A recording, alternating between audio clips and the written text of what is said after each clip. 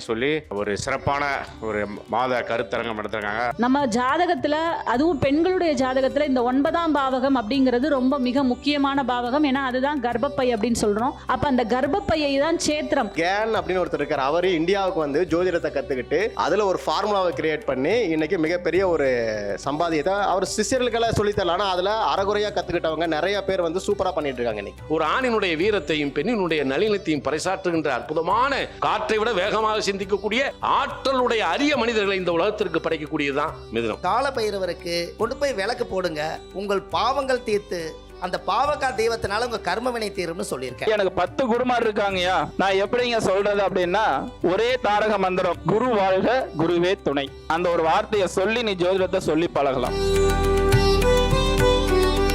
நவ்கிரகா நிறுவனர் ஜெயம் மைத்ரி பிரசன்ட்ஸ் முதல் மாத ஜோதிட கருத்தரங்கம். Title sponsor Navgraha. Powered by doctor Subham Marimuthu விஞ்ஞான ஜோதிட ஆலோசனை மையம். Supported by Kanimozhi Santhosh the tile bros. Co present by பரிகார செம்மல் கே சத்யா கொடுமுடி பரிகார ஹோம நிலையம். Special thanks to green floor Ravi.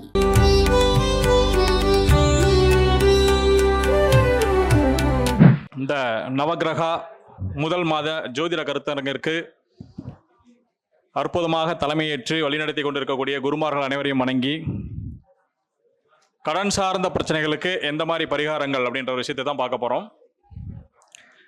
கடன் அப்படின்னாவே நமக்கு தெரிஞ்ச கடன்கள்லாம் என்னென்னா இஎம்ஐயில் வாங்குறது, வட்டிக்கு வாங்குறது, லோன் வாங்குறது, இந்த மாதிரி தான் கடன் நம்ம சொல்லுவோம். ஆனால் வந்து ஆக்சுவலாக பிறப்பால் வந்த கடன், பிறரால் வந்த கடன், கிரகத்தால் வந்த கடன், இந்த 3 கடன்கள் இருக்குது. பிறப்பால் வந்த கடன், பிறரால் வந்த கடன், கிரகத்தால் வந்த கடன். ஒரு குடும்பத்தில் 4 அல்லது 5, அதாவது ஒரு ஊரில் ஒரு 4-5 ஜாதகர்கள் வந்து ஒரே மாதிரி கிரக அமைப்புகள் இருக்காங்க வச்சுக்கோங்க. இந்த ஒரே மருத்துவமனையில் பிறக்கக்கூடிய குழந்தைகள் ஒரு 4 பெட்டில் இருக்காங்க, ஒரே நேரம் ஒரே டெலிவரி ஆகுது அப்படின்னா கிரகங்களா, திதி, கர்ணம், யோகம் இது எல்லாமே ஒரே மாதிரி வரும். இருந்தாலும் ஒருவர் வந்து வக்கீலாகவோ, ஒருத்தர் வந்து டாக்டராகவோ, இந்த மாதிரி வேற வேற குணாதிசயங்களில் தான் வந்து படிப்பு அமையும். காரணம் என்ன அப்படின்னா, அந்த காலகட்டங்களில் அவங்க தந்தையார் எந்த நிலையில் இருக்கிறாரோ அதை சார்ந்த அந்த கர்மவினைகளை தாங்கி தான் அவர்கள் வருவார்கள். ஒருத்தர் வந்து குழந்தை டெலிவரிக்காக ஒரு 50,000 பணம் சேர்த்து வச்சிருக்கலாம் ஒருவருடைய தந்தை. ஒரே நட்சத்திரத்தில் பிறக்கக்கூடிய இன்னொருவருடைய தந்தை வந்து கடன் வாங்கி வச்சிருக்கலாம், அல்லது ஒருத்தர் சீட்டு போட்டு வச்சிருக்கலாம், அல்லது யாருக்காவது வந்து ஒரு கிஃப்ட் கிடைச்சிருக்கலாம். இந்த மாதிரி ஏதாவது அவரவர் தந்தையினுடைய பிறப்பிற்கு தகுந்தார் போல தான், அவருடைய கர்மவினைகளுக்கு தகுந்தார் போல தான் அந்த குழந்தையினுடைய வாழ்க்கை முறைகள் அமையும். அப்போ இது வந்து பிறப்பால் உருவாகக்கூடிய கடன். தந்தை வந்து குழந்தை பிறக்கும் பொழுது கடனாளியாக இருக்கிறாரா, பெரும் பணக்காரராக இருக்கிறாரா அப்படின்றது அடிப்படையில் வரும். அதற்கு அடுத்ததாக வந்து பார்த்தீங்க அப்படின்னா பிறரால் வரக்கூடிய கடன், யாரோ செஞ்ச தவறுகளுக்காக, அதாவது நம்ம முன்னோர்கள் செஞ்ச சாபங்கள் பாவங்களை தொடர்ந்து வரக்கூடிய கடன் வந்து பிறரால் வரக்கூடிய கடன் சொல்லுவாங்க.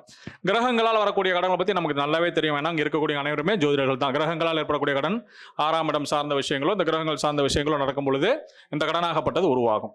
சரி, எந்த விதமான கடனாக இருந்தாலும் சரி, 3 விதமான கடனாக எப்படி இருந்தாலும் சரி, கடன் நிவர்த்திக்கான நிறைய பரிகார ஸ்தலங்கள்லாம் நம்ம வந்து முன்னோர்கள் சொல்லியிருக்காங்க. திருச்சேரைன்னு சொல்லக்கூடிய ஒரு பரிகார ஸ்தலங்களில் பார்த்தீங்க அப்படின்னா கடன் நிவர்த்தி சம்மந்தப்பட்ட எல்லா திங்கட்கிழமை நாட்களில் போய் 11 ரூபாய் காணிக்கையாக கொடுத்துட்டு இந்த கடன் நிவர்த்திக்கான அபிஷேகங்கள்லாம் பண்ணிட்டு வந்தால் ஆட்டோமேட்டிக்காக ரிலீஸ் ஆகும் அப்படிங்கிறது ஒரு உண்மை. ஏன்னா வந்து பிறப்பால் ஏற்பட்ட கடன் அடைஞ்சாவே ஆட்டோமேட்டிக்காக மீது எல்லா கடன்களுமே அடையிறதுக்கு ஆரம்பிச்சிடும். அப்போ அந்த திருச்சேரை ஸ்தலத்தில் போய் வழிபாடு செய்கிறது திங்கட்கிழமை நாட்களில் தொடர்ந்து 11 திங்கட்கிழமைகள் போகணும். அங்கே இருக்கக்கூடிய சிவபெருமானுக்கு அபிஷேக பொருள்கள்லாம் வாங்கி கொடுத்து நம்ம வழிபாடு செய்யணும். இதில் என்ன ஒரு பெரிய விஷயம் அப்படின்னா, நம்ம எப்பவுமே ஆன் த வேல பர்ச்சேஸ் பண்ணிட்டு போகிறது தான் மிகப்பெரிய தவறு. அபிஷேகத்திற்கு தேவையான பொருட்களை முதல் நாளே வாங்கி நம்ம வீட்டு பூஜை அறையில் உட்காந்து அந்த பூஜை பொருள்கள்லாம் வச்சு இது மாதிரி என்னுடைய எல்லா விதமான கடனை நிவர்த்தி செய்வதற்காக நான் அந்த ஆலயத்துக்கு போகிறேங்கிறத மனசார வந்து பிரார்த்தனை பண்ணணும். அதே சமயத்தில் நம்ம முன்னோர்களுடைய பாதங்களை தொட்டு வணங்கணும். நமக்கு வழிகாட்டியாக இருக்கக்கூடிய குருமார்களாகட்டும், அதே சமயத்தில் தாய் தந்தையராகட்டும், இவங்களை வணங்கிட்டு அதுக்கப்புறமா நம்ம போனோம்னாவே நிச்சயமாக நமக்கு இருக்கக்கூடிய பிரச்சனைகள் தீர்வதற்கான வழிகள் கிடைக்கும். 2வது வந்து பார்த்தீங்க அப்படின்னா, இப்போ உத்தமர் கோயில்னு ஒன்று இருக்குது திருச்சியில். அந்த உத்தமர் கோயிலில் இருக்கக்கூடிய புதன் பகவானுக்கு, அங்கே இருக்கக்கூடிய புதன் பகவானுக்கு புதன்கிழமை நாட்களில் பச்சை பயிறு வாங்கி கொடுத்து நிவேதனமாக கொடுத்து பச்சை வஸ்திரங்கள் சாத்தி வழிபாடு செஞ்சுட்டு வரணும். இந்த மாதிரி செஞ்சுட்டு வந்தாலும் கடனாகப்பட்டது மிக சீக்கிரமாக நிவர்த்தி ஆகும். பாசி பருப்பு வந்து நிவேதனம் செய்வாங்க, பாயாசம் மாதிரி காசி கொடுக்கறது, இந்த மாதிரி விஷயங்கள் செஞ்சுட்டு வந்தீங்கனாலுமே கடன் பிரச்சனைகள் சீக்கிரம் நிவர்த்தி ஆகும். உத்தமர் கோவில் புதன்கிழமை பச்சை வஸ்திரங்கள், பாசி பருப்பு, பாயாசம், இது வந்து கடன் நிவர்த்திக்கான மிகப்பெரிய சூட்சமம்.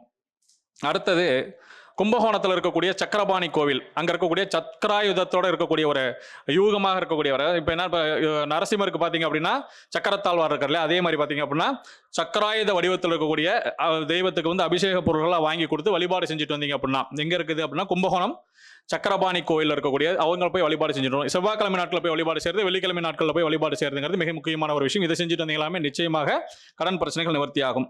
அதே சமயத்தில் திருவெண்காடில் இருக்கக்கூடிய புதன் ஸ்தலத்தில் நம்மளுடைய ஜென்ம நட்சத்திரம் வரக்கூடிய நாட்களில் போயிட்டு அங்கே இருக்கக்கூடிய 3 தீர்த்தங்கள், அக்னி தீர்த்தம், சூரிய தீர்த்தம், சந்திர தீர்த்தம், இது 3லையும் நீராடிட்டு புதன் பகவானுக்கு வஸ்திரங்கள் வாங்கி கொடுத்து அங்கே இருக்கக்கூடிய மீன்களுக்கு பொறி வாங்கி போட்டு வழிபாடு செய்யறது. இதை செஞ்சுட்டு வந்தீங்கனாலும் கடன் பிரச்சனைகள் சரியாக ஆரம்பிச்சிடும்.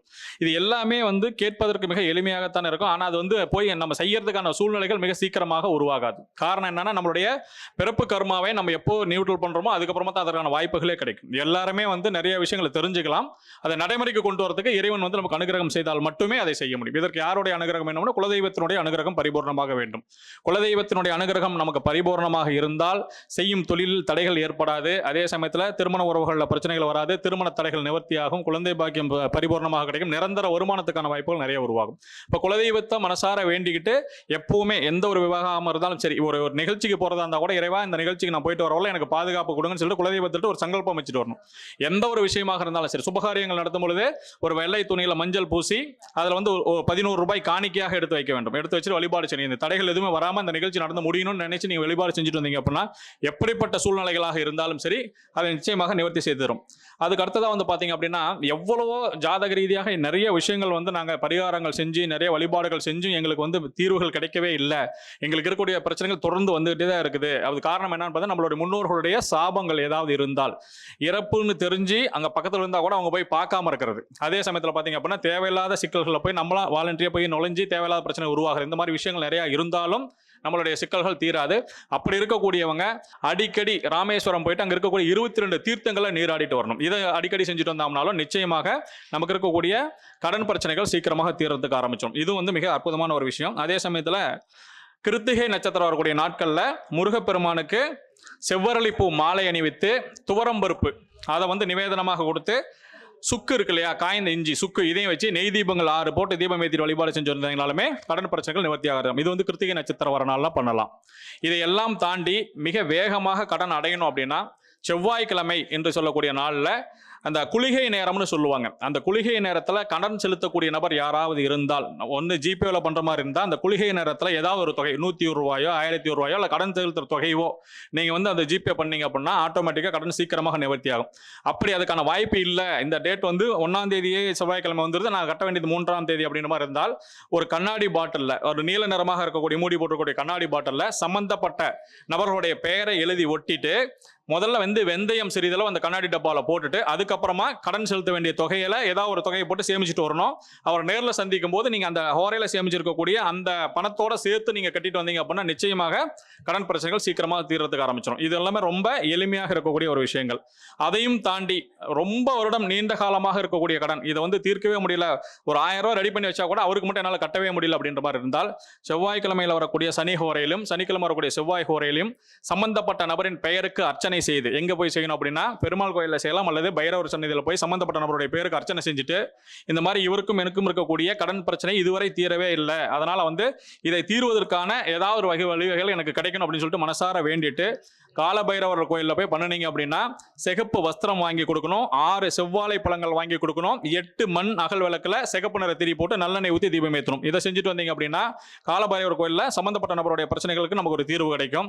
இதே வந்து நீங்க பெருமாள் கோயிலுக்கு போறீங்க அப்படின்னா வெள்ளிக்கிழமை நாட்களில் போகணும், வியாழக்கிழமையே பச்சை வண்ணத்தில் வளையல் வாங்கிடணும், பச்சை பட்டு வஸ்திரம் வாங்கிடணும். இது ரெண்டையும் வாங்கி வெள்ளிக்கிழமை நாளில் கொண்டு போய் அம்பாளுக்கு கொடுத்துட்டு குங்குமம் வாங்கி கொடுத்துட்டு செவ்வாழை பழங்கள் வாங்கி கொடுத்து வழிபாடு செஞ்சுட்டு வந்தீங்கனாலுமே கடன் பிரச்சனைகள் சீக்கிரமா தீர்றதுக்கான வழிவகைகள் பிறக்கும். இது எல்லாமே வந்து பாத்தீங்கன்னா ரொம்ப எளிமையாக இருக்கக்கூடிய கடன் பிரச்சனை தீர்க்கக்கூடிய முறைகள் தான். எப்பவுமே செவ்வாய்க்கிழமையில குளிகை நேரத்தில் செய்யக்கூடிய செயல்கள் ஒரு பொழுதும் வந்து வீணாக போவதே இல்லை. எவ்வளவு பெரிய இஎம்ஐ கண்டினியூட்டியா இருந்தாலும் சரி ரொம்ப எளிமையாக அந்த கடன் பிரச்சனை நிவர்த்தி ஆயிரும். இதையெல்லாம் தாண்டி நமக்கு வந்து பெரிய சிக்கலா இருக்குது, ஒருத்தர் வந்து பணம் நமக்கு தரவே இல்லை, ரொம்ப ஏமாத்துறாரு, இவர் கொடுத்தாருன்னா இந்த கடன் வாங்கி நம்ம கட்டுறோம் அப்படின்ற மாதிரி இருக்கிற மாதிரி இருந்தால் செவ்வாய்க்கிழமை நாட்களில் தெற்கு திசை நோக்கி 7 மண் அகல் விளக்கில் நல்லெண்ணெய் ஊற்றி சிகப்பு திரி போட்டு சம்பந்தப்பட்ட நபர் துவரம் பருப்பு பரப்பி வச்சு சம்பந்தப்பட்ட நபருடைய பெயரை ஒரு சிகப்பு பேப்பரில் அல்லது வெள்ளை பேப்பரில் சிகப்பு இங்கு போட்டு எழுதிட்டு அதுக்கு மேலே துவரம் பருப்பு வச்சுட்டு அதில் நீங்கள் வந்து 7 மண் அகல் தீபம் ஏற்றி வழிபாடு செஞ்சுட்டு வந்தீங்கனாலுமே சீக்கிரமாக இந்த மாதிரி கடன் பிரச்சனைகளாக சரியாகும். ஸோ இதெல்லாம் நம்ம சின்ன சின்ன விஷயங்களாக இருந்தாலும் மிகப்பெரிய கடன் தீர்க்கக்கூடிய விஷயமாக இருக்கும் அப்படின்னு சொல்லிட்டு இவ்வளவு பெரிய மேடையில் வாய்ப்பு கொடுத்த அனைவருக்கும் என் மனமார்ந்த நன்றிகளை தெரிவித்துக் கொள்கிறேன். நன்றி, வணக்கம். நவ்கிரகா நிறுவனர் ஜெயம் மைத்திலி பிரசன்ஸ் முதல் மாத ஜோதிட கருத்தரங்கம். Title sponsor Navgraha. Powered by doctor Subham Marimuthu விஞ்ஞான ஜோதிட ஆலோசனை மையம். Supported by Kanimozhi Santhosh the tile bros. Co present by பரிகார செம்மல் கே சத்யா கொடுமுடி பரிகார ஹோம நிலையம். Special thanks to green floor Ravi.